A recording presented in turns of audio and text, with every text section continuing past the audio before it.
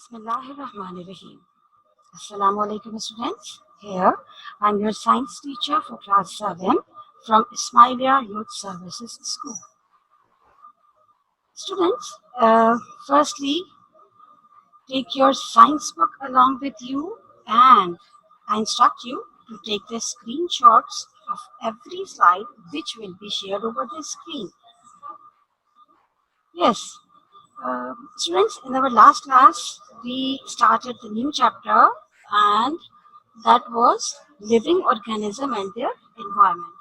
And what we shared in our last class? We shared about the environment, we shared about the habitat, community, population, ecosystem, and in our last class, we shared the artificial environment, the natural environment, and the features of natural environment.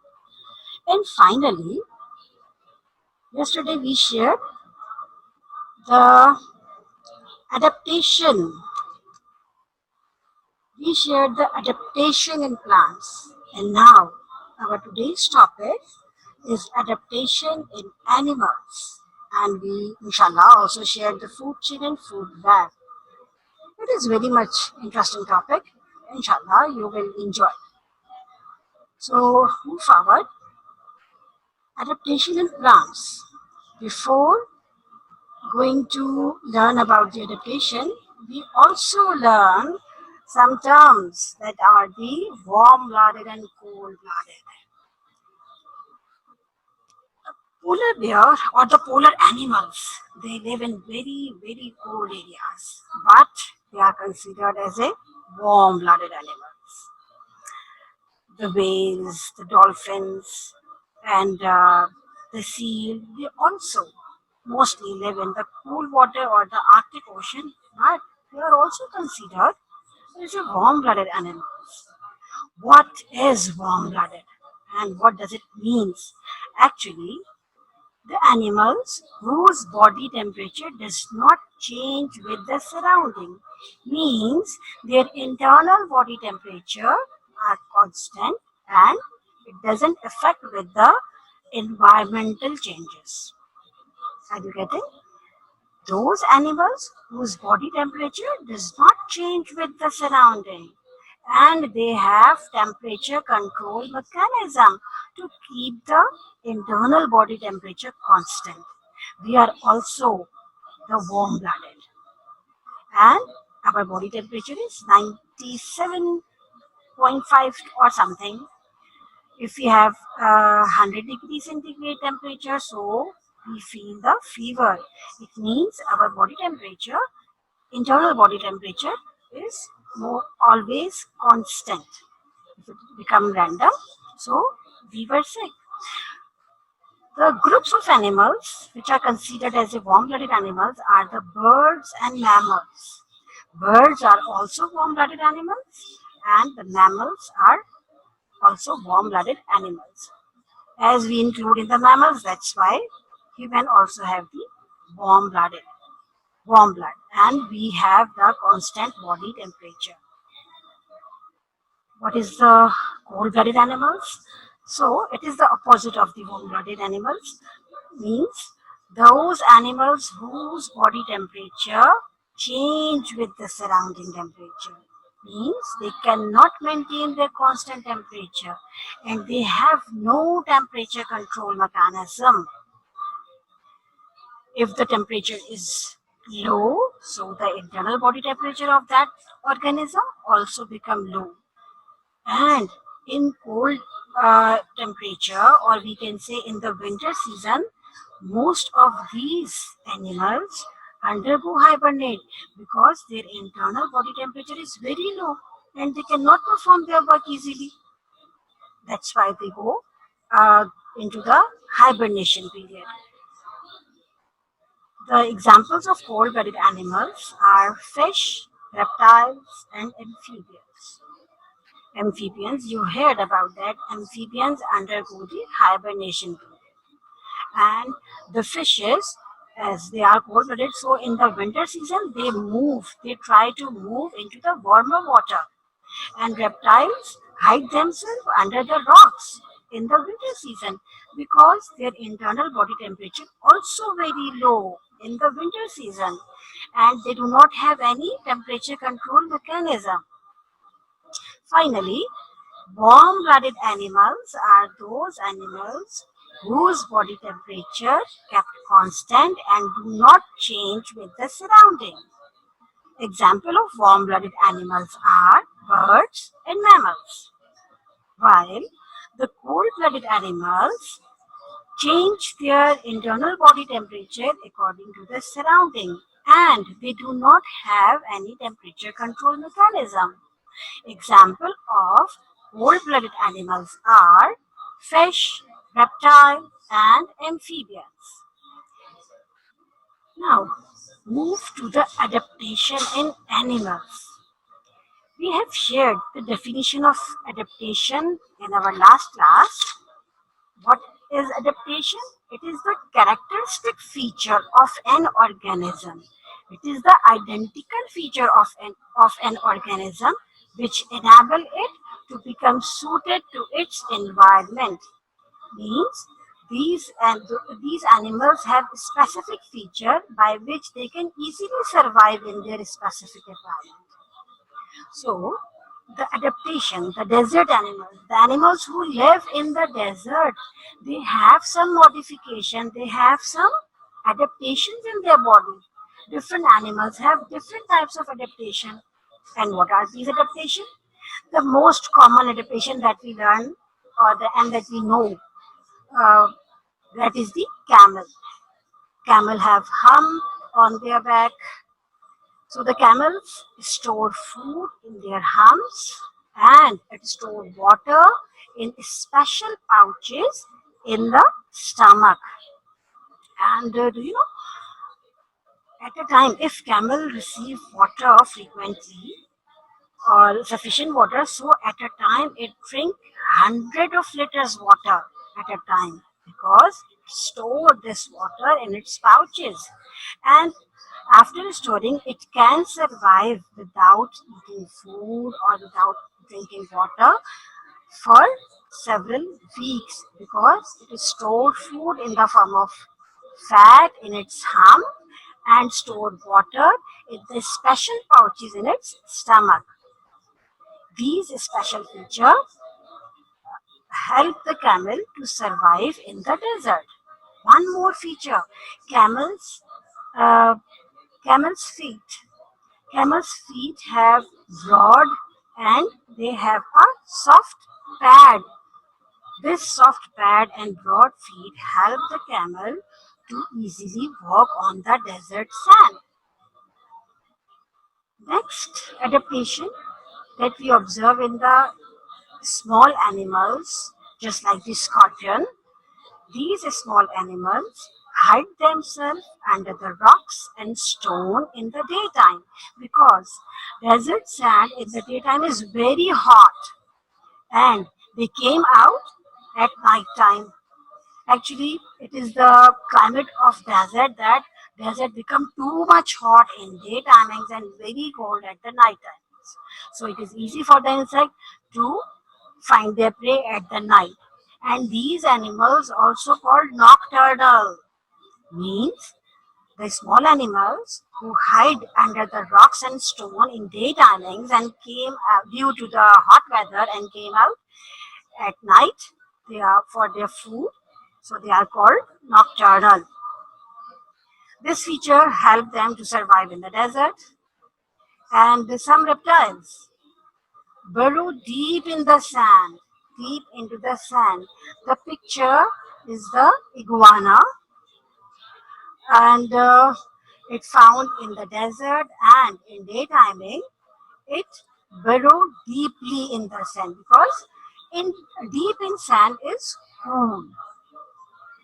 By these adaptations, the specific animals that found in the desert or in the extreme environment desert, they can survive here.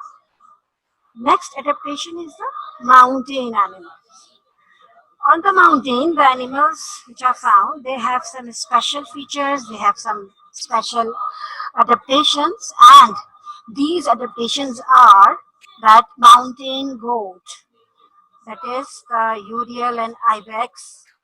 Mountain goat have strong hooves. As you observe the picture, this white goat or the mountain goat, their legs are short but too much strong, and their hooves are also strong by which they can easily jump on the rocks. They can walk on the rocks easily. And next feature is about the snow leopard. Snow leopard is found at the peak of the mountains. So its body is spotted white and black. This white color is hide itself from its prey and easily capture its prey.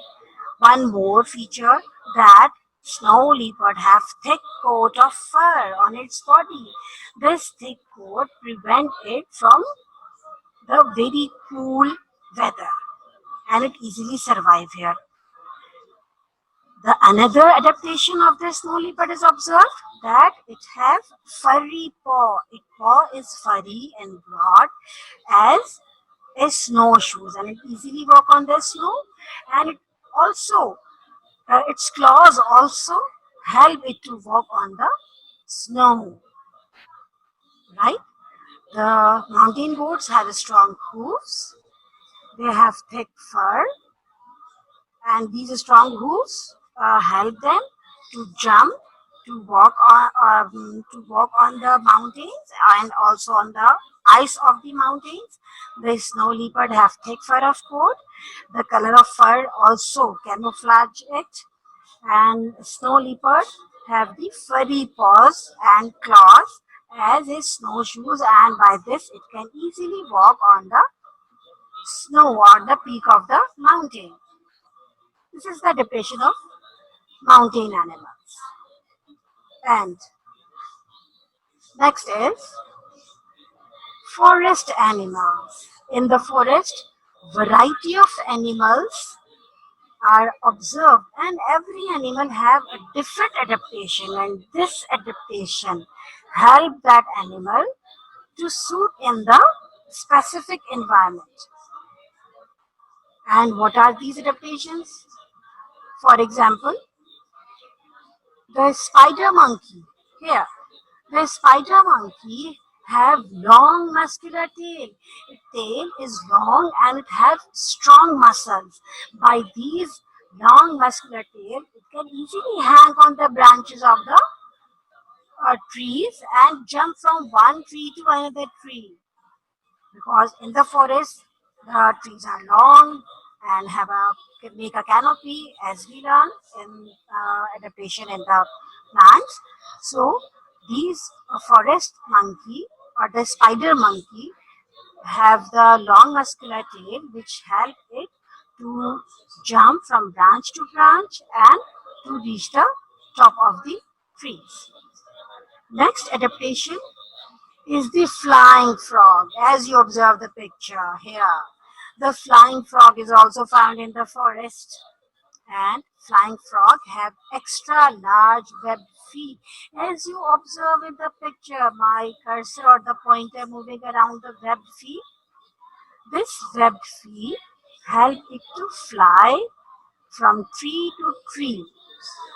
Are you getting?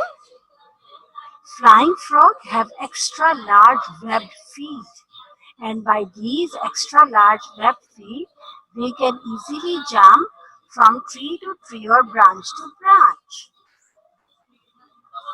Another feature of another animal or another adaptation in the another animal, that is the flying squirrel.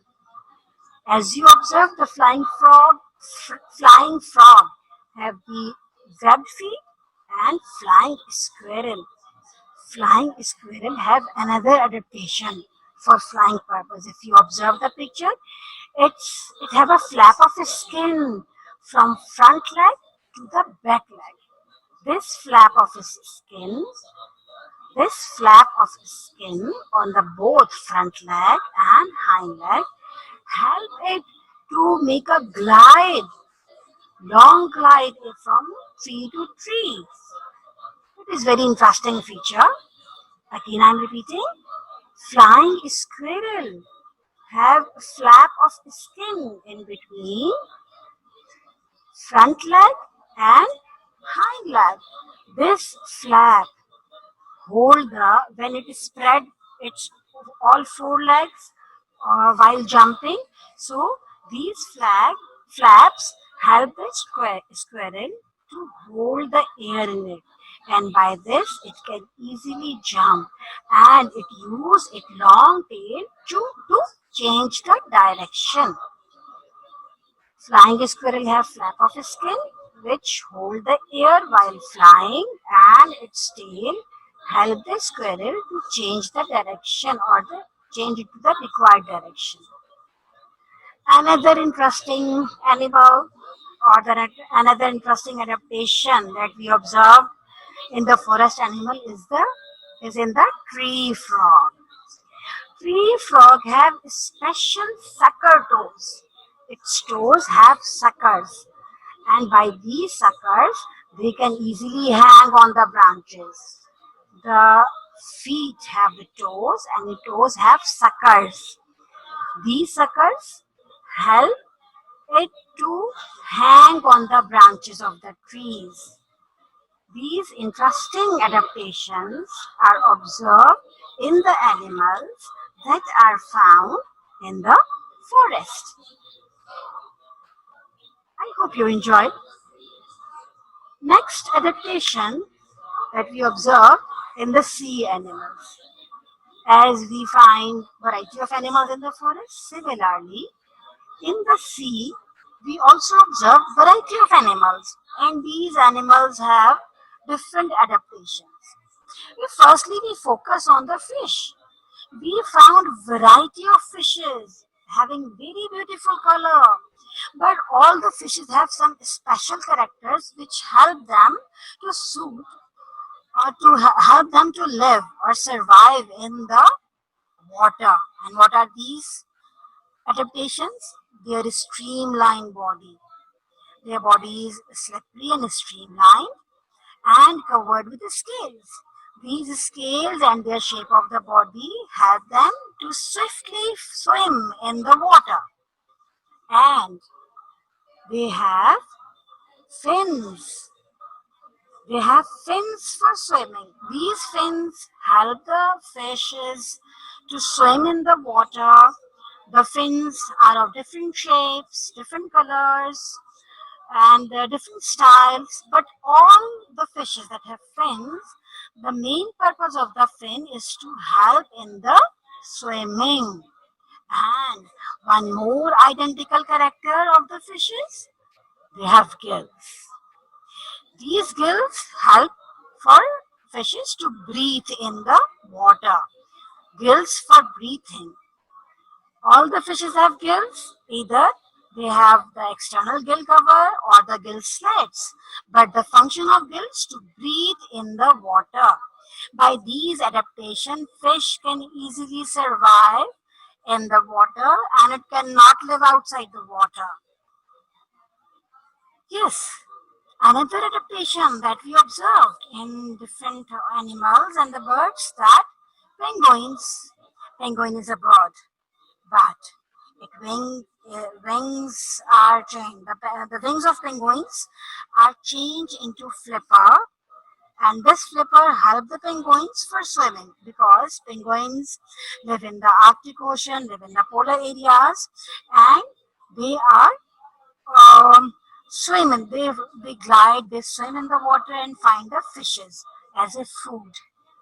So penguin have adaptation. They do not have wings, but they have flippers for swimming purpose.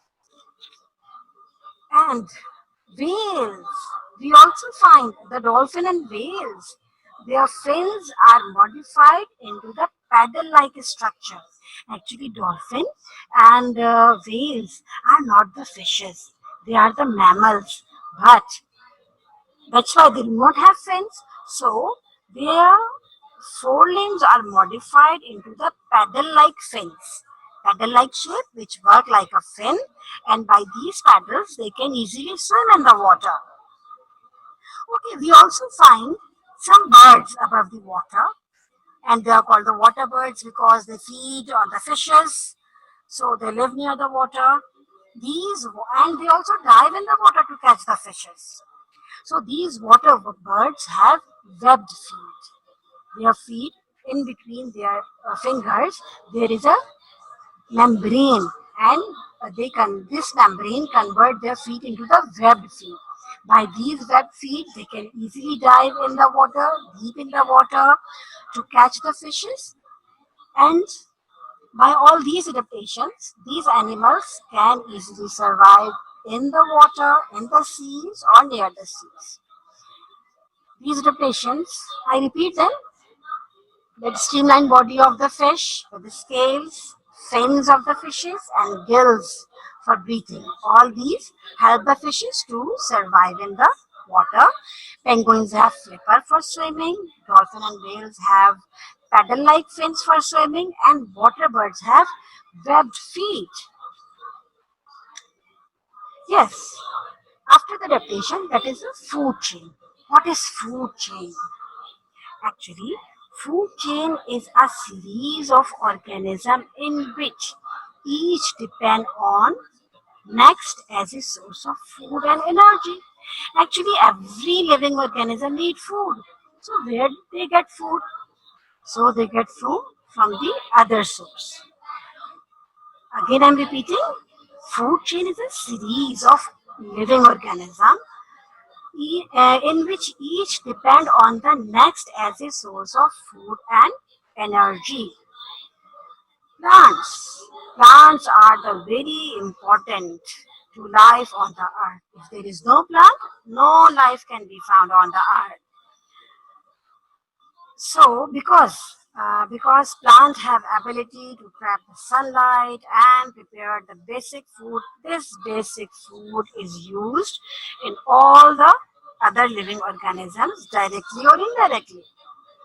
That's why we said that plants are the producers because they produce food for all the living organisms. And animals who cannot make their own food, they are termed as the consumers. The the next organism of this food chain is the decomposers. And mostly in the decomposers, the algae and fungi and bacteria. Sorry, bacteria and fungi. Mostly bacteria and fungi work as a decomposers. Plants are the producers. They receive sunlight, they get water, and they change these materials into the organic food. Then that's why they are called the producers. And all the animals depend on this food directly or indirectly. So all the animals are called consumer. I am saying directly or indirectly. So the plant eater animals directly depend on the producers. That's why they are called primary consumers. All the plant eater animals or herbivores are primary consumers. What are the primary consumers? Do you know the name? I hope you know the names of the primary consumer. That grasshopper, deer, cow, goat, lamb, sheep, all these are herbivores and they are considered as a primary consumer because they are plant eater animals. The the next animal or the next of the is the secondary consumer who do not directly eat the plant but depend on the plant eater animals. They are called secondary consumer. In the first food chain, you observe the frog. Actually, frog eat insects. Grasshopper is an insect, and grasshopper feed on the grasses. So, producer is the grass, primary consumer is the grasshopper, and grasshopper is eaten up by the frog. So, frog here, secondary consumer, and it is called carnivore. Frog also eat insects, all the insects. That's why it is also included in the carnivores. and here it is considered as a secondary consumer. Mostly, the food chain ends up the second or third tertiary consumer. Some animals are present who eat on the secondary consumer. Here in this picture you observe the snake. The snake do not eat frog or grasshopper or do not eat grasses, but it eat the frog. Here the snake is considered as a tertiary consumer. Tertiary consumer. And snake is also eaten up by the hawks. This hawk or the eagle, they are considered as a final consumer or the fourth stage of a consumer. This hawk is not eaten up by any other organisms. That's why when they die, they become decomposed with the fungi and bacteria. And these bacteria and fungi convert them into the simple substances and they absorb into the soil. This is a long and complete food chain, but mostly we observe the food chain at the tertiary levels. Here, in the next food chain, we observe the tree as a producer, deer as a herbivore, the primary consumer, and lion as a carnivore and secondary consumer. Another food chain I'm sharing, the flower is a producer, the flies or the butterflies is a primary consumer, and frog is the secondary consumer, snake tertiary consumer, and eagle or hawk is the fourth stage of consumer. The flowers and the seaweeds or the sea plants are the producer, small fishes are the primary consumer, large fishes are the secondary consumer, and the birds are the tertiary consumers. So, food chain is a single series. Now, the trophic levels of a food chain. Actually, the position of an organism in a food chain is called trophic level. Means we observe that every food chain starts from the plant. So green plant occupy the first trophic level. Second is occupied by the herbivores or the primary consumer. And the third is occupied by the carnivores or the tertiary consumer. So this, the name of the trophic level is given by their position. I hope you understand. Our next is the flow of energy through food chain. Actually, we learned that the food chain is a series of organisms in which each depend on the next as a source of food, because every next organism get the food, get the energy from the previous one. So some energy, when they get the energy from their food, in this food chain the energy is lost, some amount of energy is lost at each level. And why they lost? Actually, when the organism eat their previous one, if I'm telling you that if the lion is or the deer is eaten up by the lion, when the lion captured the deer, so the energy of the deer, some energy of the deer is lost as a heat in the environment, and some of the energy which is present in the food is remain undigested in the stomach and get out from the body in the form of feces.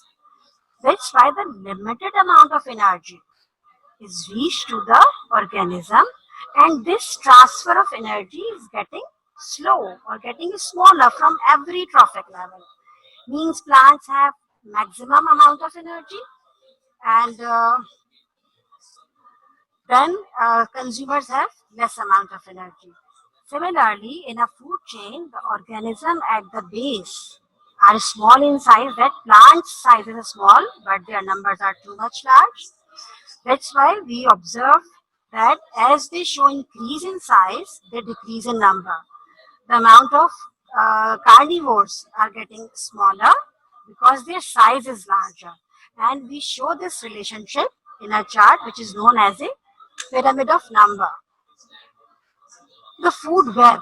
Actually, many food chains are interconnected with each other to form a food web in which one organism is the food of many animals. But every food chain starts from the grass. As you observe, the mouse eat the grass and mouse is eaten by the hog, by the berries, and by the foxes. Similarly, rabbit eat the grass and rabbit is the food of fox. Hope you understand. Here you also observe the grasshopper. Grasshopper is the food of the snake and also is the food of the fox. So the interconnected food chain are the food web. Many food chains make a food web. It's all about today's. So come to the home task. Draw a mind map on adaptation in animals. 3 points for each adaptation. Then define and draw a food chain, one food chain. And define the following, that is the pyramid of number, food web, herbivore, carnivore, omnivore, and producer. Then you have to differentiate between warm-blooded and cold-blooded animals with example. And you have to complete the exercise number 1, 2, and 3 on page number 50. It is your today's home task and you have to complete it till by the next class. It is all about today's lecture. Hope you understand. Thank you.